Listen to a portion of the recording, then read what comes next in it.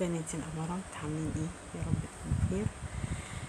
هنكمل النهاردة سلسلة الأكلات السهلة السريعة البسيطة اللي ممكن بناتنا اللي لسه المطبخ جديد عليهم يتعلموها بسهولة، ومفيهاش حاجات معقدة يعني وسهلة، وفي الآخر بتديكي نتيجة حلوة.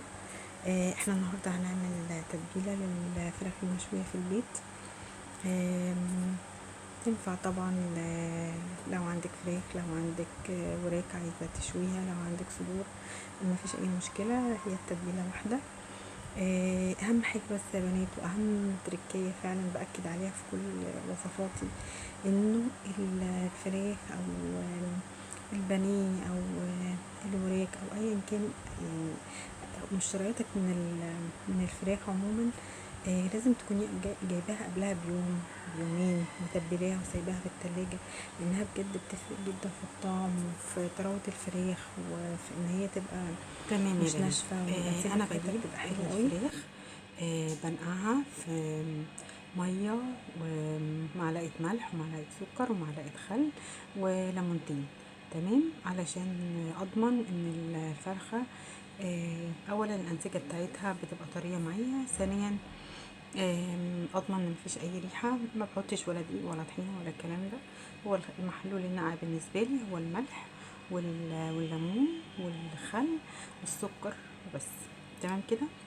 التتبيله بتاعتي مفيش ابسط من كده. انا بحتاج معلقه كركم، معلقه زعتر، معلقه فلفل اسود، معلقه ملح، بصلايه، فلفل الوان، بضرب كل ده في الكب عندي، بفرمهم فرمه ناعمه كلهم مع بعض، تمام كده يا بنات.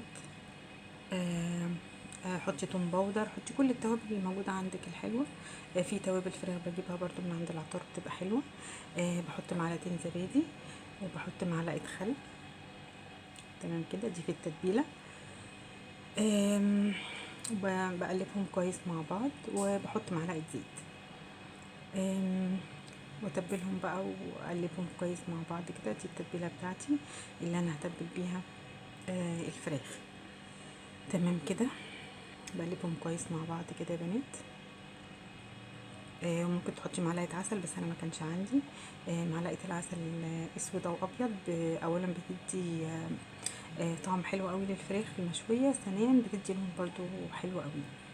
انا بجيب حته زبده وبدعك بيها الفراخ من بره كده. الزبده مع الفراخ برضو بتطريها جدا، دي برضو حاجه من الحاجات اللي بعملها برضو مع الفراخ المشويه بتاعتي.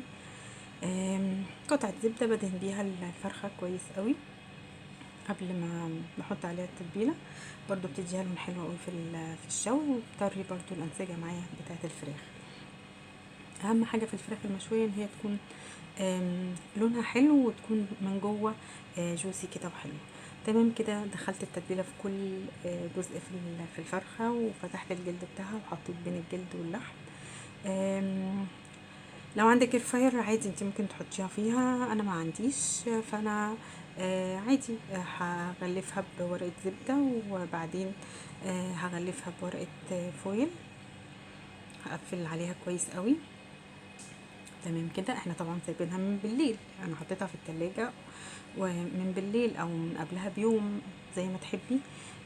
اتفقنا انها هتفرق معاكي جدا في الطعم. ممكن برضو تسويها في الفرن، في السيخ بتاع الشوي بتاع الفرن البوتاجاز، او ممكن تحطيها زي ما هي كده. انا عملتها زي ما هي في البريم بتاعها، او لو في الصينيه برضو بتغلفيها برضو ورق فويل وورق الزبده وبتحطيها، بتاخد معاكي من ساعة ونص لساعة ساعتين الا ربع حسب حجم الفرخة. ممكن تفتحي عليها الشواية وبتديكي لون حلو، وبس لحد ما تحسي ان لونها حلو، ان هي طرية، بتدخلي فيها السكينة او الشوكة بتحسي ان اللحم خلاص استوى، وبس كده. يا رب تكونوا استفدتوا يا رب من الفيديو، ولو استفدتي من الفيديو حطي لايك واشتركي في القناة، واشوفكم في وصفة جديدة تكون سهلة يا بنات كده، واحنا مع بعض خطوة خطوة لحد ما نتعلم كل تركات المطبخ اللي احنا اتعلمناها بعد سنين.